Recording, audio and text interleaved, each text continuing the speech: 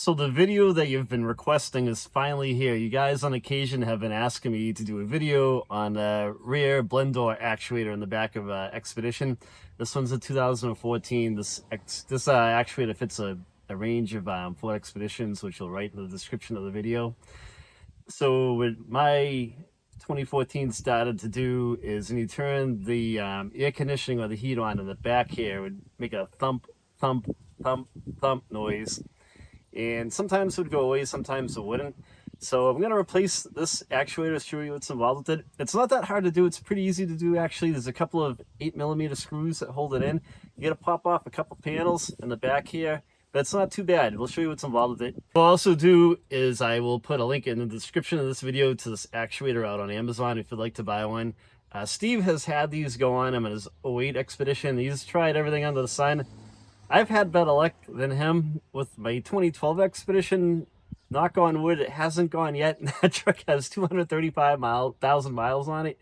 And this one only has, I don't know, a little over 100 grand on it, but it's failed. So we'll get it swapped out. Right, so what you're gonna do first, don't mind my truck. I just launched my boat yesterday. We've been doing some camping, so it's a little bit of a mess back here. But this is real world experiences. We don't sugarcoat it. So there's a little tray up here, and I gotta admit, I already loosened this one up to get into there. But the easiest way to remove this tray, you gotta kind of be gingerly with it, is to kind of press down the back here and peel it up and out towards you. And you can take it out, and there's a cup holder right here. And to pop the cup holder out, you can put your hand under here, get under it, and kind of push out and lift, and that'll come out for you. It'll pop out. Right, so where the blend door actuator is hiding out is it's right here in the corner right there. And let's see, you can see it right there on the top. And if you put your hand on it while it's going, you can kind of feel it dumping away. And there's 3 8mm screws. There's two on the left right there and one on the right. And there's a plug in the back there that you got to stick your finger under the little tab and pull it out. And I'm gonna take these screws out. And I got a quarter drive ratchet with an 8mm socket on it. You can sneak it in there. You can take those 8 screws out. Just be careful you don't drop one, or else you're going to be going fishing with the magnet. This whole thing should probably take you, I don't know, we're going to say like 20 minutes. Once you get your tools together, it's going to take me longer to video this and tell you guys how to do it than it does to actually do it, which is a good thing.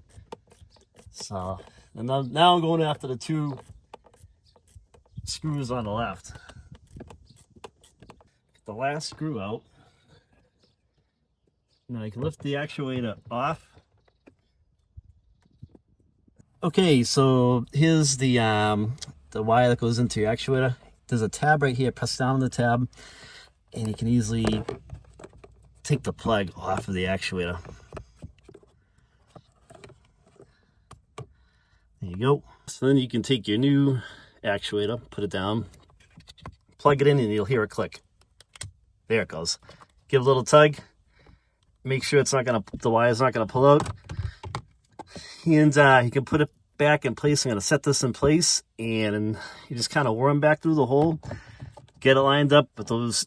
It's gonna sit in there just like this. You're gonna put the 2 screws on the left and the 1 on the right, zap it back in. I'm gonna do that right now. But before I do that, I just wanted to tell you this spline sticking out of the stem, there's a hole in there, and that's going to poke through the hole, and these are going to sit on the pedestals in there. And the hole is, you can probably see it once I get my light. Yeah, if you can see down in there, there's a hole in the back, and it kind of pokes right down into that hole.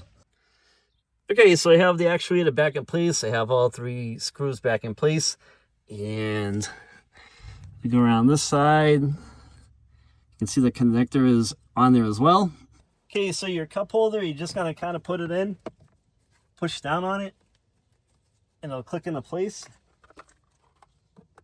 And now on your rear tray, you're gonna scoop the end in like this, and then put it down, and just kind of push on it, and it should lock right into place for you. There you go. Just be careful with it.